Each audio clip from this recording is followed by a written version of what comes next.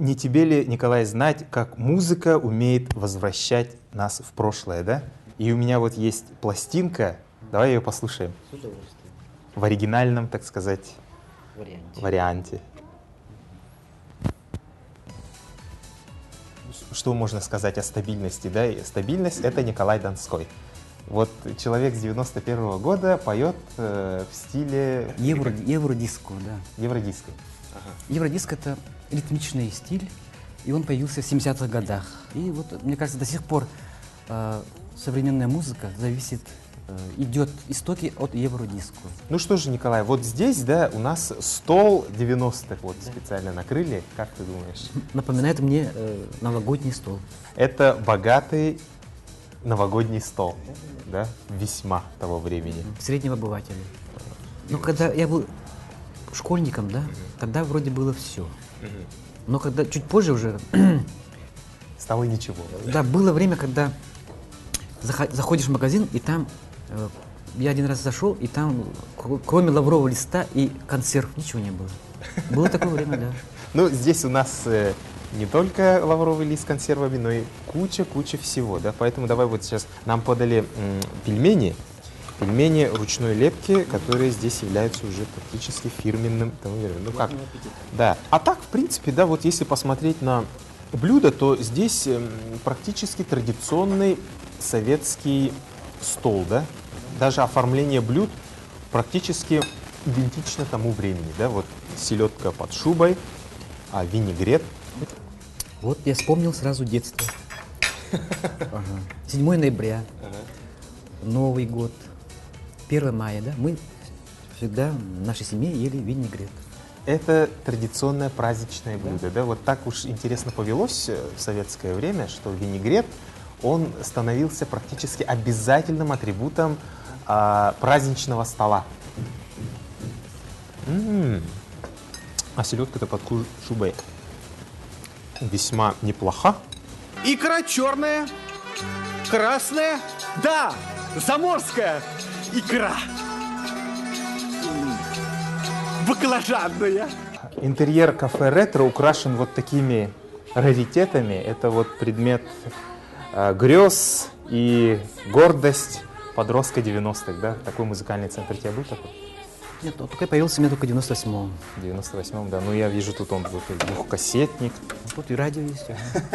На такой кассете у меня вышел первый альбом. МК-61, да. А может, он и есть сейчас? Твой альбом. Кстати, у меня его нету. Не сохранилось, да? Все, что нажил непосильным трудом, все же погибло. 3 магнитофона, 3 кинокамеры заграничных, 3 портсигара отечественных. Пик твоей популярности в какой год пришелся, как ты думаешь? Я думаю, это был год 95-й, когда вышел мой 3-й альбом. 3-й альбом, да? И я поехал на гастроли в один район, Улус, да? И я понял, что уже стал известным, потому что, когда я приехал, в то время телефонная связь была плохая, я не дозвонился, и сразу нахрапом приехал в район. То есть без договоренности я приду к концерту? Чисто так. Приехал, да. Управление культуры, да? Да, мне сказали, что уже ты побывал. А оказывается, был хитрый парнишка, который ставил кассеты, говорил, что это Николай Донской, и пел, открывал рот, да? Замечательно, поразительно, гениально. Слушайте, я не узнаю вас в гриме. Сейчас такие схемы, наверное, уже невозможны. Сейчас уже все, сейчас интернет, да, постеры, поэтому сейчас, конечно, невозможно. Но в то время, видите, какой, да, он все-таки. И главное, что я его так и не узнал, кто это был. Ты так и не нашел, кто это был, да?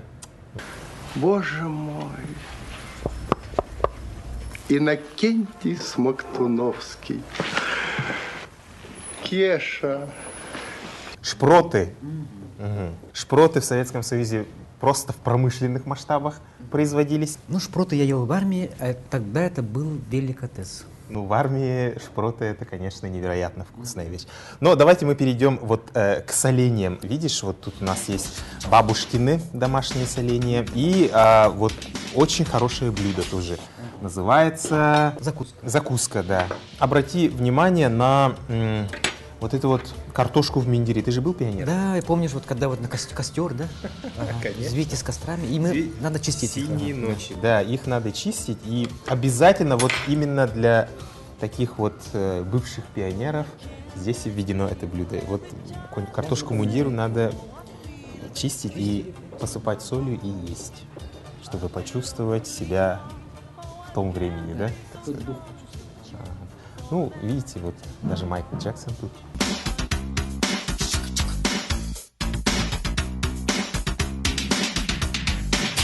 Ну, как тебе соленье? Напомнил мне 97-й год. А что было в 97-м году? Мне выдали в одном лусе гонорар капустой. Тогда вот мы делали эти соленья, суп очень много сделали. И много капусты тебе дали? 10 мешков. 10 мешков капусты. А как ты увез их? Ну, они сами мне привезли. А, в город, да? О, а вот такими банками, да, действительно, вы очень любили украшать тоже. А я здесь в таких банках хранил деньги. Знаете, я знаю даже достоверные случаи, когда вот такие банки обменивали на более ценные вещи. Там книги, какие-то энциклопедии. Вот дети, конечно же, они тогда совсем другие представления имели о ценности. Лучший десерт – это блины. Ну и, наконец, самая вожделенная мечта всех детей Советского Союза, кто застал, это сгущенное молоко. Давай-ка я тебе тоже... блины со сгущенным, вот таким вот густым, настоящим сгущенным молоком. Счастливое детство. Блины, картошка в мундире, винегрет и сгущенка. Я здесь окунулся в свое детство, юность и молодость. Пожалуй, я здесь останусь.